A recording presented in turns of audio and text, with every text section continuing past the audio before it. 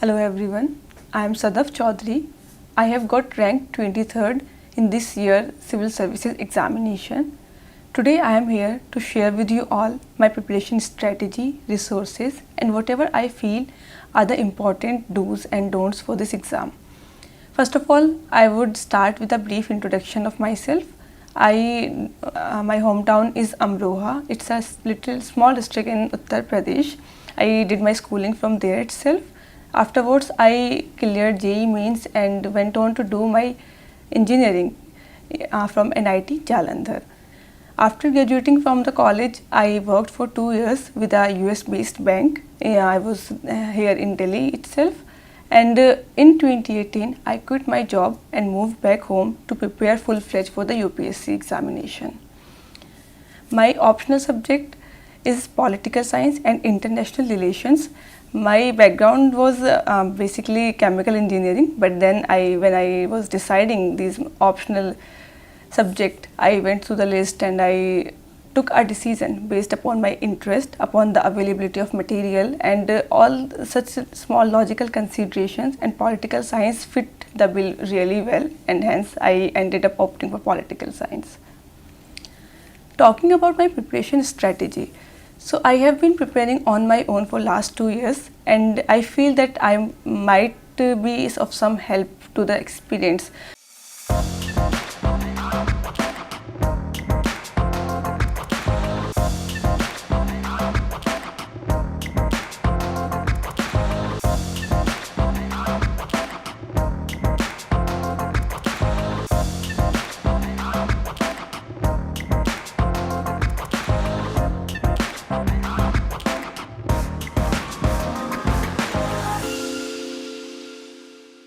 जो थोड़ा फार flung areas से आते हैं, जिन लोगों को SI की कोचिंग या तो अफोर्ड नहीं कर सकते हैं या फिर एक्सेसिबल नहीं है क्योंकि घर से बहुत दूर है, रहना नहीं चाहते हैं, तो I would try my best to lay down my strategy, और आप लोगों को जो भी पॉइंट्स जो भी अपने लिए रेलेवेंट लगे आप उनको पिक कर सकते हैं. मैंने जो स्टार्ट किया था, फर्स्ट थिंग एंड फॉरमोस्ट जो मैं अभी भी बच्चों को बोलती हूँ वो ये कि get a hold of the syllabus. आप अपना सिलेबस प्रॉपरली देखिए कि एग्ज़ाम में पैटर्न क्या है, क्योंकि 3 स्टेजेस होती हैं, तीनों स्टेजेस का एक डिफरेंट पैटर्न है, एक डिफरेंट डिमांड है, और सिलेबस भी मोर और लेस आपका ओवरलैप होने के बाद भी काफ़ी डिफरेंट रहता है. तो आप सिलेबस देखिए हर स्टेज के लिए और ये देखिए कि क्या डिमांड है एग्ज़ाम की. इसके लिए आप काफ़ी ऑनलाइन रिसोर्सेज की हेल्प ले सकते हैं. There is this Insights on India website, जहाँ पे आपको एक सिलेबस का बहुत ही डिटेल में डाइसेक्शन किया हुआ एक फ़ाइल मिल जाएगी. तो मैंने वो फ़ाइल देखी, मैंने पूरा सिलेबस एक प्रिंट आउट निकाला, उसको देखा कि पेस्ट कर दिया था वॉल पे कि अच्छा ये टॉपिक्स हैं और ये मुझे मतलब रिसोर्सेज इनके लिए अरेंज करने हैं. और उसके बाद जब मैंने बुक्स चूज़ की तो मैं उन सिलेबस के पॉइंट्स को ध्यान में रख के बुक चूज़ किया करती थी. ऐसे नहीं कि 2-3 पॉइंट्स किसी बुक में हैं और मैं पूरी बुक पढ़ रही हूँ. तो ये आपको बड़ा फोकस रखेगा और आपको इधर उधर टाइम वेस्ट करने में से बचाने में हेल्प करेगा. तो सिलेबस पहली चीज़ है. उसके बाद फिर दूसरी चीज़ होती है कि आपकी रिसोर्स लिस्ट क्या होती है. तो रिसोर्स लिस्ट के लिए आज की एक डिजिटल इंडिया वाला एज है, आपके पास सब कुछ इंटरनेट पे अवेलेबल है. तो मैंने काफ़ी एक्सटेंसिवली इंटरनेट का यूज़ किया. मैं डिफरेंट टॉपर्स के ब्लॉग्स पढ़ती थी, यूट्यूब पे उनकी स्ट्रेटजी वीडियोस देखती थी. इनफैक्ट डेली नॉलेज ट्रैक की भी बहुत सारी वीडियोस रिपीटेडली मैंने देखी और मुझे काफ़ी हेल्प भी मिली उस चीज़ से. तो ऐसे करके मैं बहुत सारी बुक्स मैंने शॉर्टलिस्ट की, और फिर जब मैंने देखा कि अच्छा सिलेबस से क्या मैच कर रहा है, किस बुक में क्या है, तो ultimately I was able to arrive at a consolidated list of some 10-15 books सब मिला के. उनमें से जनरली NCERT थी कुछ, तो वो तो एक मैंडेटरी है आपके इस एग्ज़ाम के लिए, और बाकी कुछ थोड़ी आपकी रेफरेंस बुक्स थी, वो मैं आपको आगे वीडियो में बताऊंगी. तो दूसरा स्टेप मेरा ये रिसोर्स लिस्ट को अपने कंपाइल करना था. तीसरा स्टेप था अब मेरी स्ट्रेटजी मुझे ले डाउन करनी थी, क्योंकि एक प्लानिंग के बिना आप कोई भी चीज़ करें तो सक्सेस के चांसेस ड्रास्टिकली कम हो जाते हैं और फेलियर के चांसेस प्रोपोर्शनली इंक्रीज़ हो जाते हैं. तो मैंने स्ट्रेटजीज़ के लिए भी सेम चीज़ की कि मैंने जो डिफरेंट लोगों की स्ट्रेटजी में पहले देख ही चुकी थी, तो मैंने देखा कि मेरे लिए क्या एप्लीकेबल है क्या नहीं एप्लीकेबल है. वो पॉइंट्स मैंने पिक कर लिए, क्योंकि सब लोग अलग होते हैं. कुछ मेरी स्ट्रेंथ्स होंगी, कुछ मेरी वीकनेसेस होंगी, तो मैं कभी किसी को कॉपी नहीं कर सकती और आपको भी नहीं करने का ट्राई करना चाहिए। इनफैक्ट मेरी इस वीडियो से भी जो आपको रेलेवेंट लगे आपको सिर्फ वही पिक करना चाहिए, क्योंकि हर इंसान अलग होता है। तो ऐसे करके मैंने डिफरेंट बिट्स एंड पीसेस इधर उधर से लिए, अपनी एक स्ट्रेटजी प्रिपेयर की, और एक बार मेरे पास पूरा 1 साल का प्लान था, एक ब्रॉड प्लान था इन प्लेस, तो मैंने फिर उसको एग्जीक्यूट करना स्टार्ट किया। तो आई थिंक इसने मुझे बहुत ही फोकस्ड रखा और मुझे पता था कि मुझे क्या मेरी वीकली टारगेट्स हैं या मंथली टारगेट्स हैं। तो मैं बहुत डिसिप्लिन थी घर पे रह के भी, क्योंकि कंप्लीट करना था। मैं अगर एग्ज़ाम की बात करूं तो 3 स्टेजेस आपकी होती हैं। पहली स्टेज प्रीलिम्स होती है। प्रीलिम्स आपका एक ऑब्जेक्टिव पेपर होता है, जहाँ पे आपका एक शार्पनेस ऑफ माइंड कितना है, आपका एक लॉजिकल थिंकिंग कितनी अच्छी है, क्योंकि आप 2 घंटे में, और आपके सामने ऑप्शंस भी हैं, सब कुछ है, तो इतने शॉर्ट टाइम में आपको अपना सारा नॉलेज समन करके वहाँ डिस्प्ले करना होता है। जीएस में तो ये होता है मेंस में आपकी कि आप लिख सकते हैं, सब्जेक्टिव है, एक क्वेश्चन गलत हो गया, दूसरे में आप अपने आप को रिडीम कर सकते हैं, लेकिन प्री में ऐसा है कि आप 1-2 क्वेश्चन से बाहर भी हो सकते हैं। तो मुझे बहुत ही ड्यूरेरी स्टेज ये लगती थी, आज भी लगती है। इसलिए पहले अटैम्प्ट में, दूसरा मेरा ये अटैम्प्ट था, पहले अटैम्प्ट में मैं अपना प्री भी क्लियर नहीं कर पाई थी। तो आई थिंक मुझे पता है कि कितना बुरा फील होता है जब आप प्री नहीं क्लियर कर पाते हैं, ये जब आपको लगता है कि आपने इतनी पढ़ाई की बट आप उस चीज़ को ट्रांसलेट नहीं कर पा रहे हैं परसेप्टिबल रिजल्ट्स में। तो प्री के लिए इस दूसरे अटैम्प्ट में मैंने अपना बहुत ही ज़्यादा एक्स्ट्रा एफर्ट पुट इन किए, क्योंकि ये मैं समझ गई थी कि मेंस आपकी रैंक बनाता है, आपकी जो लिस्ट में नाम आता है वो मेंस से आता है, लेकिन प्री आपको एलिमिनेट कर देगा और आप आगे नहीं जा पाएंगे, तो आपकी नॉलेज किसी काम की नहीं है। तो इस बार मैंने जो डिफरेंट किया था अपने पिछले अटैम्प्ट से, वो ये कि प्री पे भी बहुत फोकस किया था। वैसे तो खैर ये सबके लिए डिफरेंट है, लेकिन मैं अपने लिए जो बता रही हूँ, तो मैंने 5 महीने दिए थे प्री को, क्योंकि मेरा इस बार यही टारगेट था कि कम से कम प्री तो निकलना चाहिए, उसके बाद का तब देखी जाएगी। तो प्री के लिए जो मेरी बुक्स थी वो मैंने बहुत ही एक अपना कंसाइज बुक लिस्ट रखी थी। जैसे आपका आर्ट एंड कल्चर है, उसके लिए मैंने फाइन आर्ट्स की एनसीईआरटी जो आपकी 11th क्लास की और 12th क्लास की होती हैं वो देखी थी।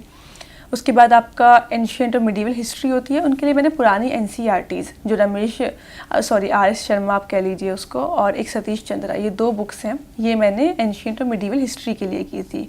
और मॉडर्न हिस्ट्री के लिए मैंने स्पेक्ट्रम की थी। Same with geography and economics, actually geography and economics उन दोनों के लिए ही मैंने सिर्फ 6th to 12th की एनसीईआरटीज़ की थी। उसके बाद पॉलिटी के लिए Laxmikanth is the one stop shop for everyone I believe. तो डीडी बसु भी काफ़ी लोग करते हैं, आप लोग देख सकते हैं, बट मैंने पर्सनली नहीं की थी, and Laxmikanth would suffice for you people, मेरे लिए तो वो हमेशा बहुत ही मोर देन इनफ रही। उसके बाद एक इन्वायरमेंट आपका सब्जेक्ट होता है जिससे बच्चे बहुत डरते हैं, मैं भी डरती थी।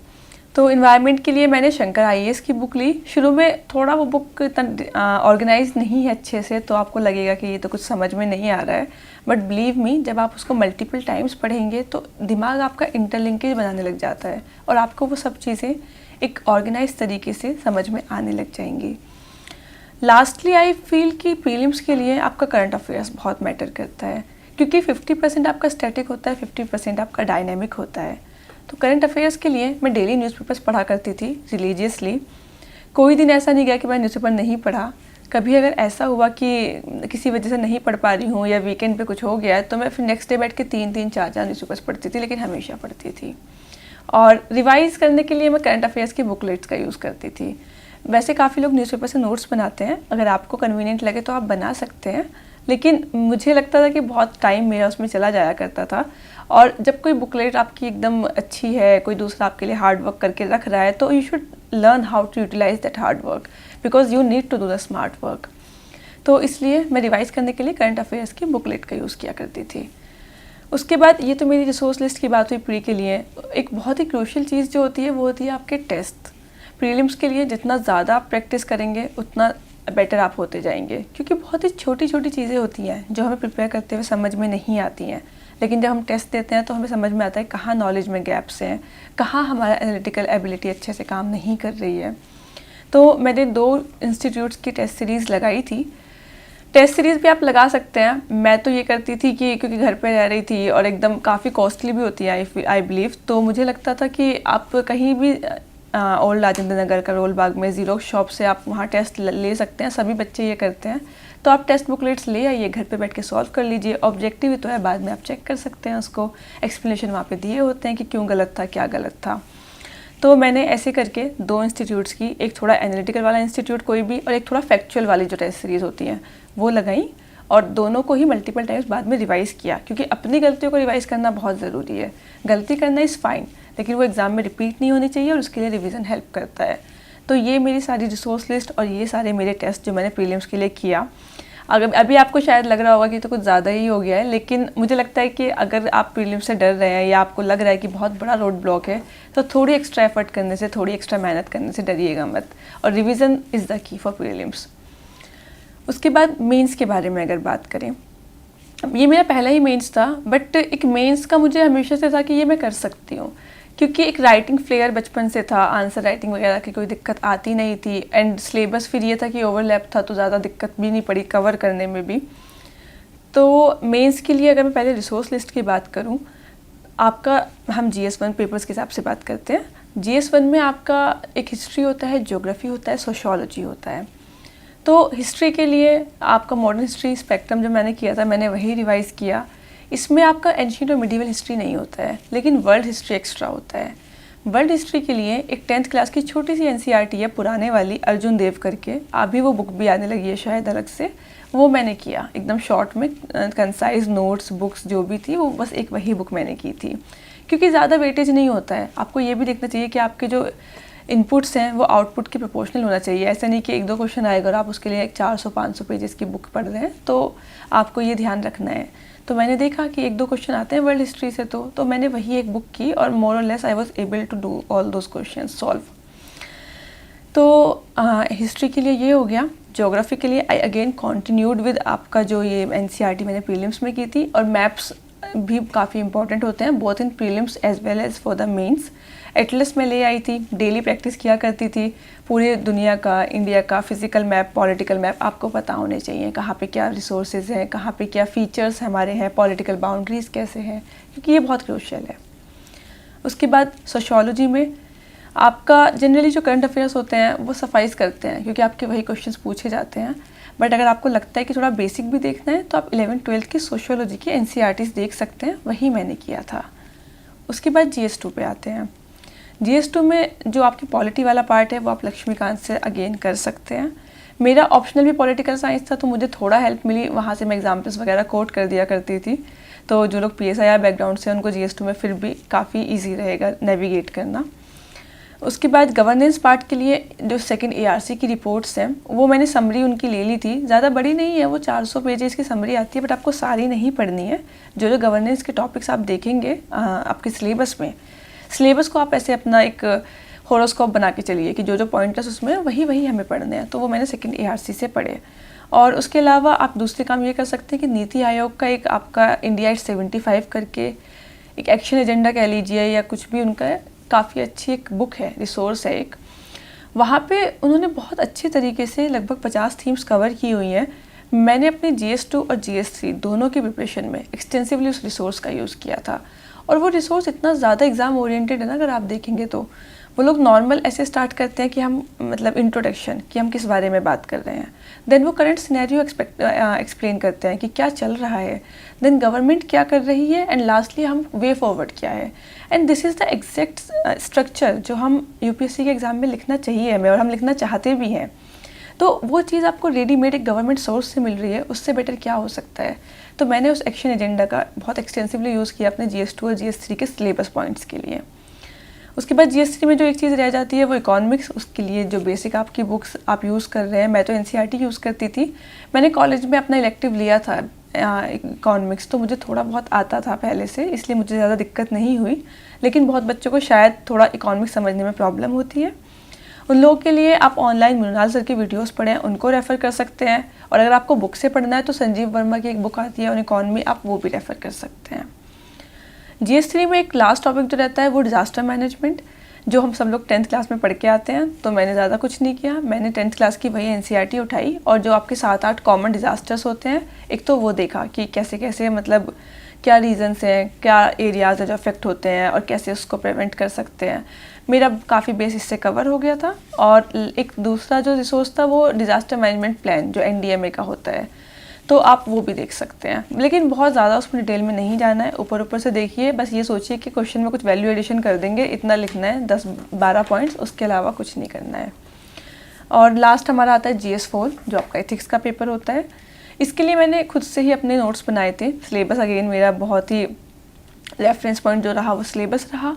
वहाँ से मैंने टॉपिक्स उठाए जो जिनके बारे में वो बात करते हैं। प्रीवियस क्वेश्चन पेपर से भी आप वो टॉपिक्स उठा सकते हैं, क्योंकि ये चीज़ें जो थीम्स हैं वो आपकी ब्रॉडली सेम रहती हैं।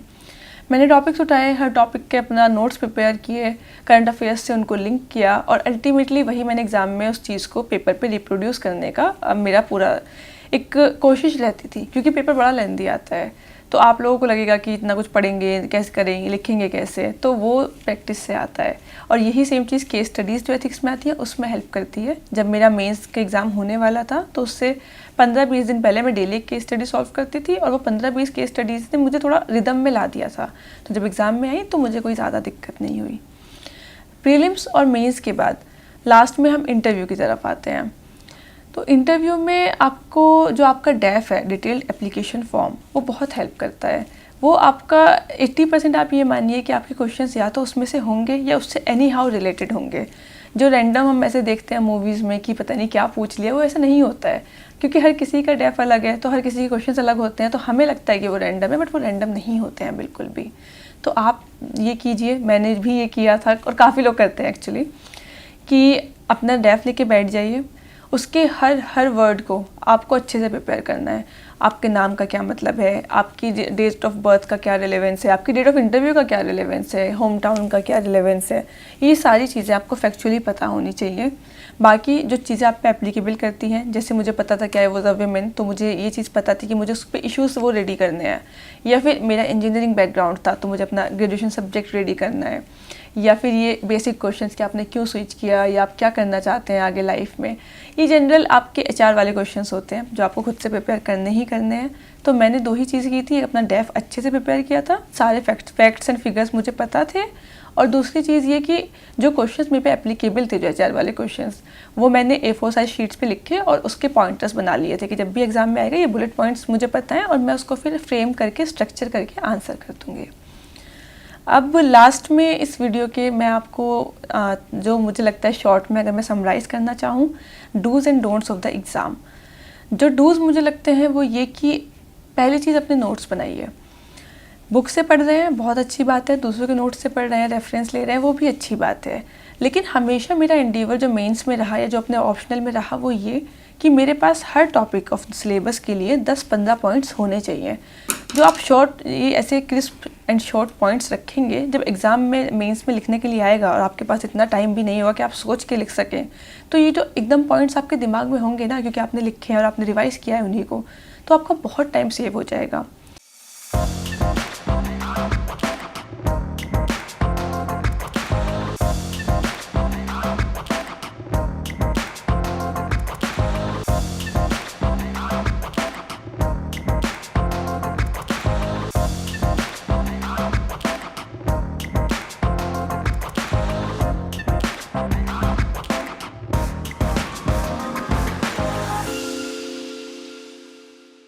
तो अपने नोट्स बनाइए क्रिस्प करके, उसके बाद आप उनको रिवाइज़ कीजिए और फिर उनको प्रैक्टिस कीजिए।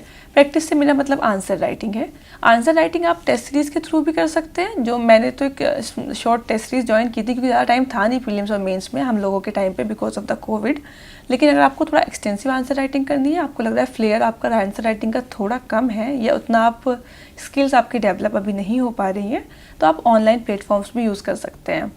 जैसे IAS बाबा है या इनसाइट्स ऑन इंडिया है, जहाँ पे हम लोग डेली क्वेश्चंस डालते हैं, आप डेली आंसर राइटिंग करके अपलोड कर दीजिए और पीयर रिव्यू हो जाता है। तो ये नोट्स, रिवाइज एंड प्रैक्टिस, ये मुझे लगता है कि हमेशा डूज होने चाहिए एग्ज़ाम के लिए, चाहे फिर वो आपका प्री हो चाहे मेंस हो। और डोंट्स में जो मुझे लगता है वो ये कि 3 चीज़ें। पहली बात, मल्टीपल रिसोर्सेज मत रखिए। वही आपको बहुत लोगों ने बोला होगा, मैं भी रिट्रेट करूँगी कि 10 बुक्स को एक बार पढ़ने से अच्छा है कि एक बुक को आप 10 बार पढ़िए। आपको इतना एक्सपर्टीज हो जाना चाहिए कि आपको नींद में भी कोई पूछे तो आप आंसर कर पाएँ। दूसरी चीज़, अपनी स्ट्रेटेजी खुद डिवाइस कीजिए, ब्लाइंडली टॉपर्स को फॉलो मत कीजिए, इंक्लूडिंग मी, क्योंकि सब लोग यूनिक होते हैं, सब लोगों का अपना एक तरीका होता है स्टडी करने का। बल्कि मतलब लगता है सोने का उठने का भी, कोई आपको बोला है 5 बजे उठ जाओ बट आप नहीं उठ पाते तो आप मत कीजिए, आप अपने कंफर्ट में अपने कन्वीनियंस से पढ़िए बट अपना 100% दीजिए। एंड लास्ट जो थर्ड पॉइंट मुझे लगता है डोंट्स में, वो ये कि नर्वस नहीं होना है, क्योंकि अगर आप नर्वस हो जाते हैं तो आपका आधा बैटल तो आप वहीं पे लूज़ कर लेते हैं। आप अपनी प्रिपरेशन कीजिए, लेकिन उसके साथ ये कॉन्फिडेंस लाइए कि मैं इतना प्रिपेयर्ड हूँ कि अगर मुझे नहीं आता तो किसी को भी नहीं आता है। पेपर डिफ़िकल्ट है तो अब सबके लिए है, क्योंकि मैं अपने पूरा 100% करके आया हूँ। आई होप जो पॉइंट्स मैंने बताए कुछ थोड़ा बहुत जितना भी आप लोगों को हेल्प कर पाए, it would be really a moment of honour of happiness for me कि मैं किसी भी तरीके से एस्पिरेंट्स को हेल्प कर पाई। और बाकी कोई भी क्वेरीज आपकी हो तो आप चैनल पे नीचे लिंक में कमेंट कर सकते हैं, and I will try my best to respond to them. Thank you.